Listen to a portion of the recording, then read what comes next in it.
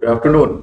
आज हम लोग एक नए टॉपिक पे डिस्कस करते हैं और ये टॉपिक है हमारा अनुसूचित जातियों का उपवर्गीकरण। ठीक है, इसमें सुप्रीम कोर्ट का एक स्टेटमेंट आया है जिसमें उसने क्या किया है कि एसटी और एससी का जो कास्ट है उसमें सब डिवीजन की बात चल रही है।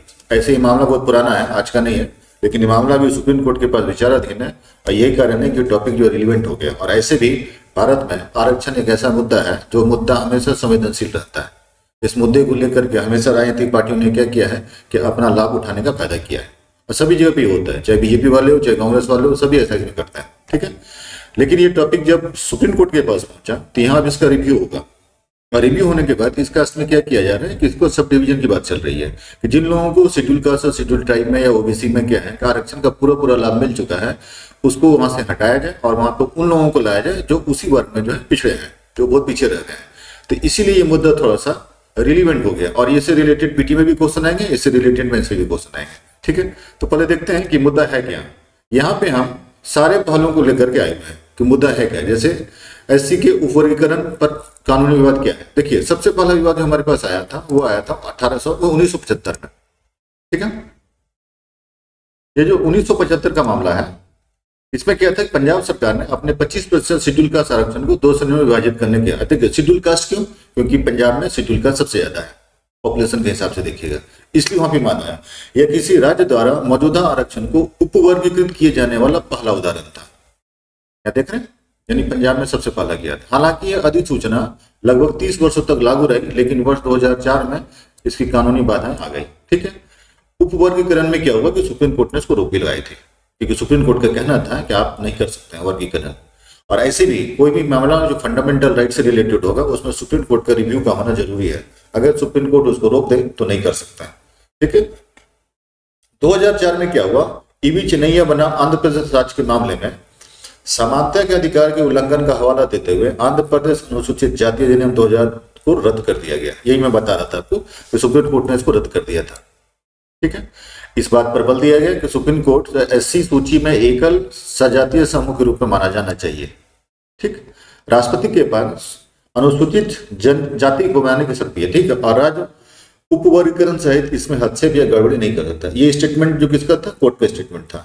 बाद में डॉक्टर किशन पाल बनम पंजाब राज्य के मामले में पंजाब और हरियाणा उच्च न्यायालय ने ईवी चिन्नैया मामले के निर्णय का समर्थन करते हुए 1975 की अधिसूचना को रद्द कर दिया था। ठीक है, राष्ट्रपति के पास 341 के अंतर्गत ये अधिकार है और शेड्यूल ट्राइब के लिए 342 पे, यानी ये दोनों आर्टिकल आप याद रखिएगा। वर्ष 1996 में क्या हुआ था कि आंध्र प्रदेश सरकार द्वारा अनुसूचित जनजाति का वर्गीकरण का प्रयास किया गया। वहां शेड्यूल कास्ट का किया गया था, यहाँ पे शेड्यूल ट्राइब का किया गया। लेकिन 2004 में सुप्रीम कोर्ट द्वारा निर्णय लिया गया कि राज्य सरकार के पास उपवर्गीकरण का अधिकार नहीं है। ठीक है, ये भी याद रखेंगे आप कारण याद रखिएगा। वहां पे शेड्यूल कास्ट ज्यादा था, इसलिए पंजाब में जो है शेड्यूल कास्ट के ऊपर डिस्कशन हुआ और यहाँ पे शेड्यूल ट्राइब की बात है, उधर उसकी पॉपुलेशन परसेंटेज ज्यादा थी, इसलिए ऐसा किया गया। फिर 2006 में मामला आया, सेम ही मामला। पंजाब सरकार ने पंजाब अनुसूचित जाति एवं पिछड़ा वर्ग सेवाओं में आरक्षण अधिनियम 2006 के माध्यम से उपवर्गीकरण को पुनः प्रारंभ करने का प्रयास किया, लेकिन 2010 में फिर इसको रद्द कर दिया गया। यानी जैसे जैसे मुद्दा जो है इलेक्शन से रिलेटेड होता है वहां पे ये मुद्दा जो होता है राजनीतिक रूप ले लेता है। 2014 में फिर यही मामला आया। सर्वोच्च न्यायालय ने वर्ष 2004 के ईवी चिन्नैया मामले के निर्णय को सत्यता पर सवाल उठाते हुए 5 न्यायाधीश के संविधान पीठ के पास भेज दिया गया। ठीक, अब फिर 2020 में मामला कहाँ गया, फिर देखिए संविधान पीठ ने माना कि 2004 के निर्णय पर पुनर्विचार की आवश्यकता है और एससी के एक सजातीय समूह होने का विचार को खारिज कर दिया और समूह के भीतर असमान के अस्तित्व को स्वीकार लिया। हुआ क्या कि जिन लोगों को आरक्षण का लाभ मिल चुका था, जो क्रीमिलियर के अंतर्गत आते थे उसको तो छोड़िए, लेकिन जिनकी एक आर्थिक स्थिति ठीक थी लेकिन आय 8 लाख से कम थी, वो लोगों को आरक्षण का लाभ मिलता चला गया। और उसमें क्या हुआ कि थोड़ा सा जो है सेपरेशन यानी डिस्पैरिटी सोसाइटी में देखने को मिलने लगा, क्योंकि किसी के पास संसाधन अच्छे होते हैं तो उसको अच्छे स्कूल कॉलेज मिल जाते हैं, तो उसकी शैक्षिक स्थिति अच्छी हो जाती है। और फिर उसी कैटेगरी में जिनको शैक्षिक संस्थान अच्छा नहीं मिलता वो थोड़े पीछे हो जाते हैं। तो यहाँ पे सुप्रीम कोर्ट ने इस बात को स्वीकार किया कि हाँ ये मामला था।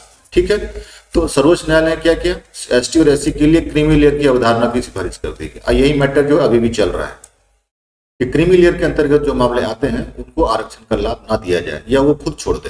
ठीक, यहाँ दो ऑप्शन होगा मामले को लेकर के। देखिए वर्तमान स्थिति क्या है, इस मामले की सुनवाई 7 न्यायाधीश की बड़ी पीठ कर रही है, क्योंकि केवल इसका निर्णय छोटी पीठ के फैसले को खारिज कर सकता है। ठीक है, उपवर्गीकरण विभिन्न राज्यों में विभिन्न समुदाय को प्रभावित करेगा, जिसमें पंजाब के वाल्मीकि, महाजवी, सिख और आंध्र प्रदेश में मड़िया, बिहार में पासवान, यूपी में जाटव और तमिलनाडु में जो है अरुंधियार का शामिल है। ये सब के सब इसमें जो है आसपास में आते हैं। ठीक है, तो ये मामला भी विचाराधीन है, इस पर भी कोई निर्णय नहीं हुआ है, लेकिन ये टॉपिक इंपॉर्टेंट हो गया है क्योंकि एग्जाम में आने वाला है। अब देखते हैं कि उपवर्गीकरण से क्या लाभ होने वाला है। सबसे पहला तो लक्षित नीति बनेगी। कोई ऐसी जाति है जिसको लेकर के कुछ अच्छे से लाभ नहीं हो पाए हैं शैक्षिक स्तर पे, उसको लाभ दिया जा सकता है। लक्षित नीतियों और कार्यक्रमों को विस्तृत अपडेट डाटा मिलेगा। दूसरा है उचित प्रतिनिधित्व मिलेगा, विभिन्न समूह उप समूह में राजनीतिक भागीदारी में वृद्धि हो सकती है। तीसरा सशक्तिकरण और मान्यता, ये भी एक मुद्दा हमारे पास है। उप समूह के सांस्कृतिक विरासत पर प्रकाश डालना, पहचान और अकेला अपनेपन की भावना को बढ़ावा देना, तो ये तो चलो सही है। अब इसमें कुछ चुनौतियां भी है सरकार के सामने में, इतना आसान नहीं है इस काम को करना। सुप्रीम कोर्ट अगर कह दे तो काम तो सरकार को करना होगा संसद के माध्यम से, और चुनावी मामले में ये इतना आसान नहीं होता। देखिए सामाजिक विभाजन की समस्या होगी, मौजूदा सामाजिक तनाव बढ़ने का खतरा। 1990 में भी ऐसा ही मामला आया था और आज भी यही मामला चल रहा है। दूसरा है पहचान और सत्यापन, सटीक पहचान और दस्तावेजीकरण की जटिलता आ सकती है। तीसरा है राजनीतिकरण, विभिन्न समूहों द्वारा हेराफेरी की संभावनाएं हो सकती है कि किसी कार्ड को आगे पीछे डाटा कर दिया जाए तो समस्या उत्पन्न हो सकती है, तो ये भी एक मुद्दा है, इसको तो ध्यान में रखना पड़ेगा। दूसरा है जातीय उपवर्गीकरण होता क्या है। जातियों के भीतर उपवर्गीकरण आरक्षण तथा सकारात्मक कार्रवाई के लिए अनुसूचित जाति, अनुसूचित जनजाति और अन्य पिछड़ा वर्ग के मामले में श्रेणियों के भीतर उप समूह बनाने की प्रक्रिया को प्रदर्शित करता है। ठीक है, जैसे उपवर्गीकरण का उद्देश्य अंतर श्रेणी असमानताओं का समाधान करना, समाज में सबसे वंचित और हाशिए पर रहने वाले वर्गों के बीच लाभ और अवसरों को अधिक न्यायसंगत वितरित सुनिश्चित करना होता है। कहीं कहीं पे क्या है कि उस वर्गीकरण में क्या है कि एक वर्ग जो है शेड्यूल कास्ट या शेड्यूल ट्राइब का लाभ उठा चुका है और उसी में दूसरा वर्ग जो है वो नहीं उठा पा रहा है। तो कई ऐसे जगह पे समस्याएं देखने को मिली, जैसे उत्तर प्रदेश, छत्तीसगढ़, मध्य प्रदेश, झारखंड, बिहार, हरियाणा, पंजाब, ये सभी ऐसे जगह हैं जहाँ पे समस्याएं देखने को मिलती है। अगर आप साउथ इंडिया में जाइएगा तो अंडमान निकोबार, यहाँ भी समस्या देखने को मिलती है। तेलंगाना, यहाँ भी समस्याएं देखने को मिलती है। इसलिए इसकी बात सरकार चल रही है। उपवर्गीकरण की वैधता, क्या वैधता है? देखिए पहला तो ऐतिहासिक प्रयास किया गया था।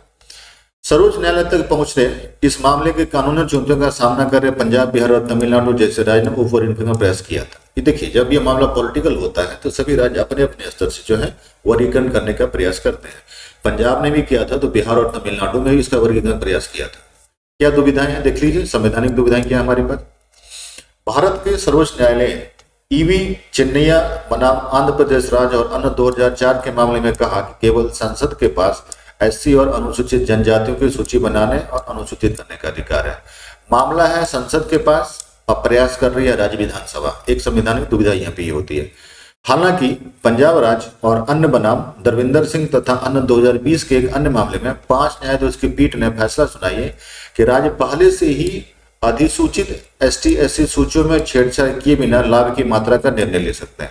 यानी जो सूची 1947-1950 के आसपास बना हुआ है उसी सूची के आधार पर राज्य सरकार चाहे तो योजना का लाभ दे सकती है। राज्य ने तो एक ये आश्वासन दिया था कि हम उसमें जो है अलग से उसको लाभ देकर के जो है प्रोत्साहित करने का प्रयास करेंगे, लेकिन सुप्रीम कोर्ट का कहना था कि ये मामला सिर्फ और सिर्फ संसद के पास है, यानी संसद को ही अधिकार है कि इसमें उपविभाजन कर सकता है, राज्य के पास ये अधिकार नहीं है।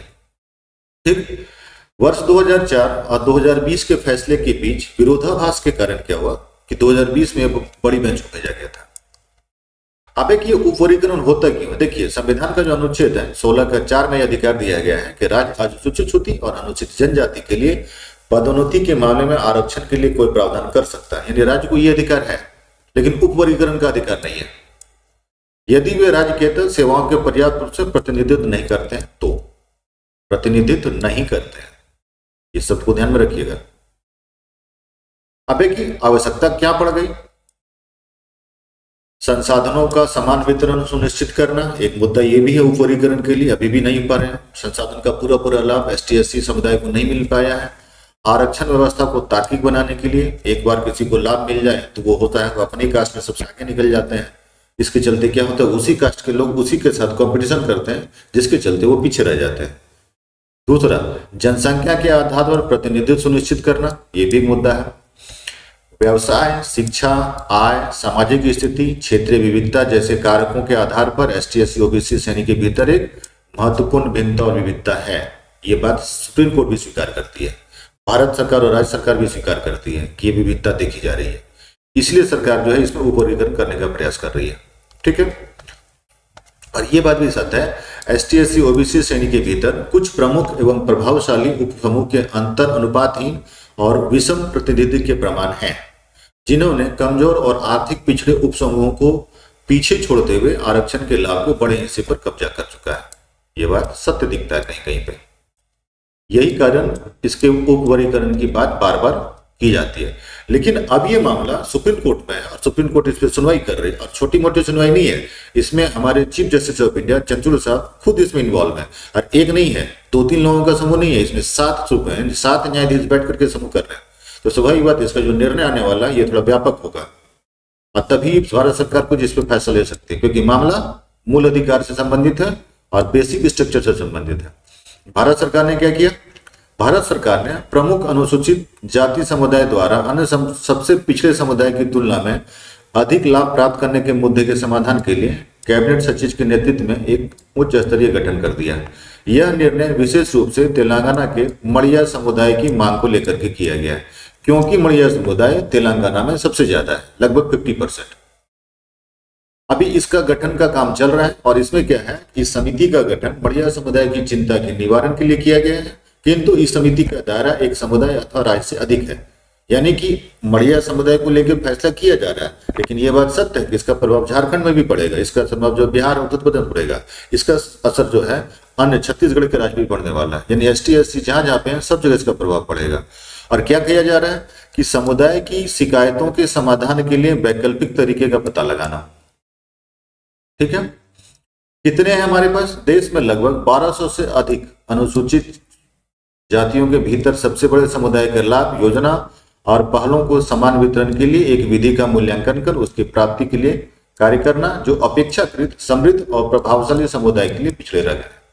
इसलिए सरकार जो है इसमें उपवर्गीकरण की बात कर रही है। और अगर ये मामला सुप्रीम कोर्ट से निकला और सुप्रीम कोर्ट ने आदेश दिया उपवर्गीकरण होना चाहिए, तो भारत सरकार को इसका उपवर्गीकरण करना पड़ेगा। ठीक है, अब देखिए मड़िया समुदाय को लेकर क्या बातें चल रही है। मड़िया समुदाय जो है तेलंगाना में कुल आबादी का जो है लगभग 50%, ये थोड़ा याद रखिएगा डाटा, और ये भी याद रखिएगा कि मड़िया समुदाय कहाँ से, तो तेलंगाना से। ये दोनों क्वेश्चन जो है आने वाले एग्जाम्स के लिए पीटी में पूछा जा सकता है। जिसे माला समुदाय का प्रभुत्व के कारण अनुसूचित जाति द्वारा संबंधित सरकारी लाभ तक पहुंचने में चुनौतियों का सामना कर रहा है। ठीक, यहाँ एक और समुदाय काम करता है। ठीक है, मड़िया समुदाय ने तर्क दिया है कि अपनी पर्याप्त आबादी के बावजूद इसे एससी संबंधी मामलों में शामिल नहीं किया गया। इसी मुद्दे को लेकर के मामला गर्म हुआ है। ठीक है, और ये ऐसे संघर्ष नहीं कर रहे हैं, ये संघर्ष इनका बहुत लंबा चल रहा है। ठीक है, अब हमारे यहाँ क्या संवैधानिक स्थिति इनको लेकर के, एक तो अनुच्छेद 341 और 342 है, जिसमें एसटी एससी जो राष्ट्रपति जो है सूची बना सकता है, ये अधिकार पूरा राष्ट्रपति के साथ है। हालांकि इसमें उपवर्गीकरण के लिए कोई स्पष्ट निषेध नहीं है। अगर आप इस आर्टिकल को पढ़िएगा तो उसमें देखिएगा इसमें कोई भी ऐसी बातें नहीं की गई कि सब डिवीजन नहीं हो सकता है, सब डिवीजन का भी प्रावधान है। ठीक है, तीसरा है केंद्र सरकार का विगत दृष्टिकोण, ये भी है। चौथी बात हमारे पास अटॉर्नी जनरल ने राय दी है कि यह संभव हो सकता है कि केवल तभी होगा जब आवश्यकता को इंगित करने के लिए साक्ष्य हो। अगर ऐसा दिखता है कि ये वर्गीकरण होना चाहिए तो ये वर्गीकरण किया जाना आवश्यक भी होगा। और इसमें एक बात और भी आ सकती है कि क्रीमी लेयर्स का जो दायरा है उसको भी कुछ रिवाइज किया जा सकता है, तभी ये मामला सॉल्व हो पाएगा। यानी क्रीमी लेयर्स इससे रिलेटेड टॉपिक है जिसपे आने वाले समय में संसद में कुछ न कुछ कानून बनाने पड़ जाएंगे। ठीक, अब इससे रिलेटेड कुछ ऑब्जेक्टिव क्वेश्चंस एग्जाम में पूछे जाते हैं। पहला देखिए क्या है, जो क्वेश्चन 2023 में पूछा हुआ सिविल सर्विसेज में, कि भारत में निम्नलिखित संगठन और निकाय पर विचार कीजिए। राष्ट्रीय पिछड़ा आयोग, राष्ट्रीय मानवाधिकार आयोग, राष्ट्रीय विधि आयोग, राष्ट्रीय उपभोक्ता युवा निवारण आयोग, इनमें से कौन संवैधानिक है? देखिए इसमें से संवैधानिक केवल एक है, पिछड़ा वर्ग आयोग, तो आंसर होगा ए। अब इससे रिलेटेड कुछ ऐसे भी क्वेश्चन है जो आने वाले एग्जाम्स के लिए इंपॉर्टेंट है। दूसरा, अनुसूचित जनजाति कितने प्रकार के हैं? 705 है, पूरे भारत की बात कर रहा हूं मैं। तीसरा है, भारत में अनुसूचित जनजाति के वर्तमान अध्यक्ष कौन है? डॉक्टर रामेश्वर उरांव। चौथा क्वेश्चन है, भारत की सबसे बड़ी अनुसूचित जनजाति कौन है? देखिए, अगर आप पूरे भारत कर लेंगे तो भील होगा, 28% के आसपास है, सॉरी 38% के आसपास। कहाँ कहाँ देख लीजिएगा, भील महाराष्ट्र, छत्तीसगढ़, गुजरात, राजस्थान, मध्य प्रदेश के साथ त्रिपुरा में भी है। ये सबसे बड़ी जनजाति 2011 की जनगणना के हिसाब से। 5 नंबर, एससी में कितनी उपजातियां? इसमें 17 उपजातियां, यानी डिवीजन होगा तो 17 है, और उसमें से कुछ को हटा दिया जाएगा और कुछ को ये लाद दिया जाएगा। 6 नंबर, सबसे ज्यादा अनुसूचित जाति प्रतिशत में कौन से राज्य में? पंजाब में। यही कारण है कि पंजाब में मामला बार बार चलता था। 7 नंबर, निम्नलिखित कथन पर विचार करें। सबसे कम अनुसूचित जनजाति वाला जिला रायपुर है, सबसे कम अनुसूचित जाति वाला जिला सुकमा है। ये दोनों ही कथन सही हैं, इसलिए इसका आंसर होगा सी नंबर। अनुसूचित जनजाति कितने प्रतिशत है? देखिए, भारत में अगर लीजिएगा तो ये 8.14% है, और एक चीज और इसमें याद रखिएगा कि टोटल भूभाग के 15% भूभाग पे निवास करते हैं। 9 नंबर, भारत में विश्व का सबसे पुरानी जनजाति कौन है? इसमें देखिए, जारवा जनजाति जो है, जो अंडमान निकोबार में, यही सबसे पुरानी है, और बाकी 3 को पुराने का कोई साक्ष्य नहीं, लेकिन ये सबसे पुरानी है, इसके कई साक्ष्य। भारत की कौन सी जनजाति सबसे छोटी है? देखिए, सबसे छोटी है राजे जनजाति, ये सबसे छोटी जनजाति मानी जाती है। ठीक है, ये उत्तराखंड के पिथौरागढ़ के और चंपावत जिले के मध्य में रहते हैं। ठीक है, कितना है देख लीजिए, मुश्किल से 679, बहुत कम है। ठीक, तो ये थे इस टॉपिक से रिलेटेड क्वेश्चन जो एग्जाम्स के लिए इंपॉर्टेंट है, और ऐसे ही कुछ नए और इंपॉर्टेंट करंट टॉपिक को लेकर के फिर हम नेक्स्ट वीडियो में आएंगे। ये टॉपिक को आप थोड़ा रिवाइज भी कर लीजिएगा और इस टॉपिक को थोड़ा एक बार देख लीजिएगा। ऐसा इसलिए क्योंकि ये टॉपिक आने वाले समय में कई एग्जाम्स में पूछे जाएंगे। ठीक है, और अगर आपको कोई स्पेशल वीडियो चाहिए किसी पर्टिकुलर टॉपिक पे, तो आप कमेंट बॉक्स में मैसेज कर दीजिएगा, हम उस पर अलग से आपके लिए वीडियो बना देंगे। इसके लिए आप वेद IAS के टेलीग्राम चैनल से जुड़े रहिएगा। ठीक है, लिंक मैं डिस्क्रिप्शन बॉक्स में डाल दूंगा, ताकि आपको वहां से ढेर सारे PDF फ्री में मिल जाएंगे। Okay, good day.